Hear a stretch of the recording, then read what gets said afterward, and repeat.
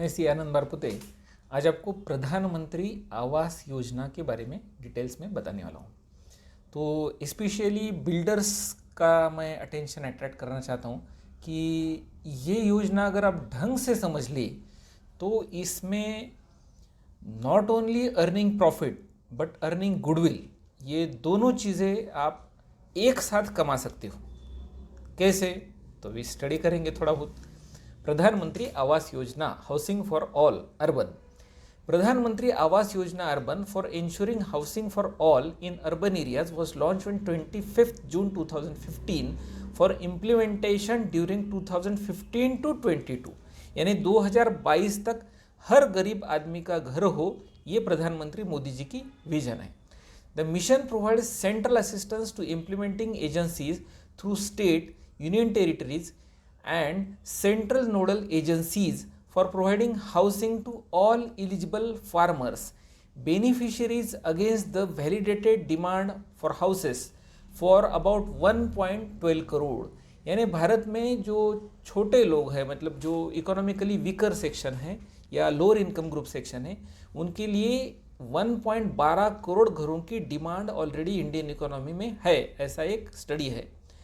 The size of the houses of economically weaker section EWS, ये word ध्यान में रखिए, EWS यानी economically weaker section, is 30 square metre, यानी approximately 300-350 square feet in carpet area, but states have flexibility to enhance the size of houses in consultation with ministry following the principle of cooperative federalism. यानी cooperative federalism ये principle के तहत state government ये scheme का जो दायरा है, जो 30 स्क्वायर मीटर का, ये थोड़ा बहुत अपने अधिकार में बढ़ा सकता है।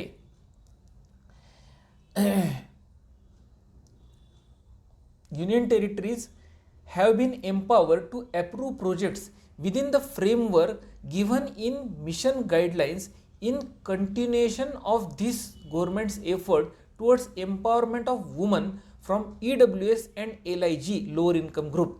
Unlike earlier schemes, PMAY has made a mandatory provision for female head of the family to be the owner or co-owner of dwelling unit under this mission. तो इस मिशन में क्या है कि वुमन जो है, घर की जो बेनिफिशियरी जो है, जिसको फ्लैट लेना है इस स्कीम के तहत, तो she must be the owner और को ओनर, है ना। जो बिल्डर के साथ एग्रीमेंट बनेंगे जो बेनिफिशियरी के, यानी जो कस्टमर के, तो उसमें जो पार्टी रहेगी वो जो पार्टी है वो मस्ट बी फीमेल। वो तो ओनर बोल के या को ओनर बोल के, but she will be treated as head of the family to be the owner और co owner of the dwelling unit under this mission. A basket of option is adopted to ensure more number of people depending on their income, finance and availability of land through following 4 options. तो इसके अंदर 4 option दिए गए हैं, 4 प्रावधान है, जिसमें किसी भी स्कीम के अंतर्गत आप आपकी स्कीम बिठा सकते हैं। तो देखिए, पहला है in situ slum redevelopment ISSR। Slum redevelopment central assistance of 1 lakh per house is admissible for all houses built for eligible slum dwellers under the component of in situ slum redevelopment ISSR using land as resource with participation of private developers. These slum rehabilitation grants can be utilized by state union territories for any of the slum redevelopment project. After redevelopment, denotification of slum by state government is recommended under the guidelines. यानी इसमें क्या है कि slum का redevelopment भी आप कर सकते हैं। तो स्लम डेवलपमेंट एक बार करने के बाद, यानी प्राइवेट सेक्टर पार्टिसिपेशन कैसे होगा, बिल्डर अपनी प्राइवेट लैंड ऑफर करेगा, बिल्डर के लैंड में कंस्ट्रक्शन होगा, जिसमें 1 लाख रुपए गवर्नमेंट बिल्डर को देगी, ठीक है, पर रेसिडेंशियल यूनिट या पर फ्लैट, ठीक है। और उसके बाद जो है वो स्लम पूरा जो है उसको रिहेबिलिटेट करना पड़ेगा नए प्रोजेक्ट में, और फिर जैसे स्लम एरिया नोटिफाई हुआ था वो एरिया, उसी एरिया को स्लम डी नोटिफाई करना पड़ेगा, ठीक है, ये कंपलसरी है। फिर सेकंड आता है B, credit linked subsidy scheme. ये तो सभी लोग इसका बेनिफिट ले ही रहे हैं अभी, तो इसमें कोई नई बात नहीं, सबको ये स्कीम मालूम है, CLSS interest subsidy up to 2.67 lakh per houses is admissible for beneficiaries of economically weaker section, low income group, middle income group MIG1 and middle income group 2 seeking housing loans from banks, housing finance companies and other such institutions for acquiring, constructing. The interest subsidies of 6.5%, यानी economically weaker section को 6.5%, 4% and 3% on loan up to 6 lakh, 9 lakh, 12 lakh, यानी जो 6 लाख तक का loan लेगा उसको 6.5% की subsidy मिलेगी। उसके बाद जो 9 लाख तक का लोन लेगा उसको 4% की सब्सिडी मिलेगी और 12 लाख तक का लोन लेगा उसको 3% की इंटरेस्ट सब्सिडी मिलेगी। Is admissible for houses with carpet area up to 60, 160 and 200 square meters for EWS, LIG, MIG1, MIG2 respectively. The scheme for MIG category was up to 31st March 2019, which has been now extended up to 31st March 2020. इसके बाद भी ये थोड़ा सा extension मिला है Covid के कारण। The benefit for EWS LIG beneficiaries under CLSS works out to as high as 6 lakh over period of 20 years. तो 20 साल तक ये सब्सिडी 3% और ये जो है 4% और 6%, 6.5% की ये मिलती रहेगी। अभी मैं आपका ध्यान अट्रैक्ट करता हूँ affordable housing in partnership AHP। तो बिल्डर्स के लिए AHP is the important scheme. इसका कारण ये है कि ये स्कीम बेनिफिशियरी को नहीं मिलेगी, ये जो है ये जो ग्रांट फॉर्म में मिलेगी, सब्सिडी फॉर्म में मिलेगी और ये डायरेक्ट बिल्डर को मिलेगी। ठीक है, जैसे कि देखिए सेंट्रल असिस्टेंस ऑफ 1.5 लाख पर EWS house is provided by government of India in project with at least 35% of the houses in the project are for EWS category and single project has at least 250 houses। तो इसका main condition क्या है कि कम से कम आपका जो project है वो 250 से ज़्यादा फ्लैट का होना चाहिए, कम से कम 250 फ्लैट तो उसमें निकलने चाहिए। ठीक है, कंडीशन नंबर 1। कंडीशन नंबर 2 इसमें क्या है कि 35% of the project, 35% of the residential units, 35% of the flats, they should be reserved for economically weaker section of society। अगर ये दो प्रावधान, ये दो कंडीशंस आप फुलफिल करते हैं तो उस प्रोजेक्ट में जो फ्लैट इकोनॉमिकली वीकर सेक्शंस के लिए बन रहे हैं उस फ्लैट को, हर एक फ्लैट को सेंट्रल गवर्नमेंट 1.5 लाख का सब्सिडी देगा। अच्छा, PMAY जो स्कीम है वो सेंटर और स्टेट गवर्नमेंट साथ साथ इंप्लीमेंट करेंगे। इसका मतलब क्या है कि स्टेट गवर्नमेंट भी उसमें पार्टी है और इसलिए स्टेट गवर्नमेंट भी अपनी तरफ से एक सब्सिडी देगा।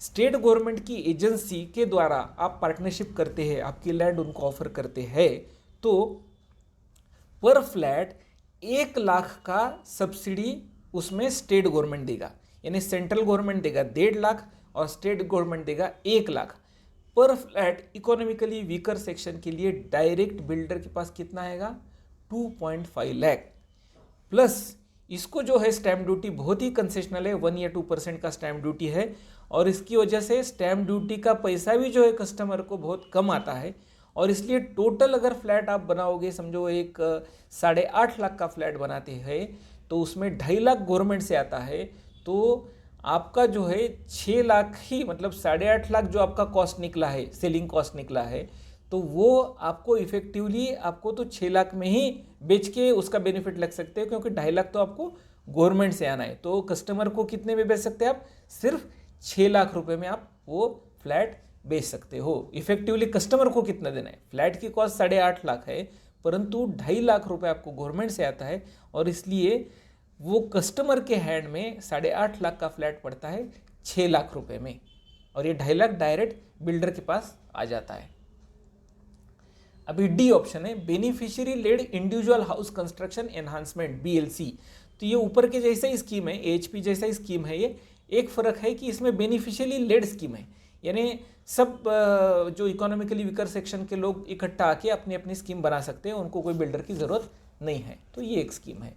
The PMAY urban mission has number of systems in place to ensure transparency in demand supply, beneficiary selection, deduplication, fund transfer, monitoring, field level verification is done through third party quality and monitoring agency and social audit. Such state also has dedicated state city level technical cell for implementation and monitoring of the mission.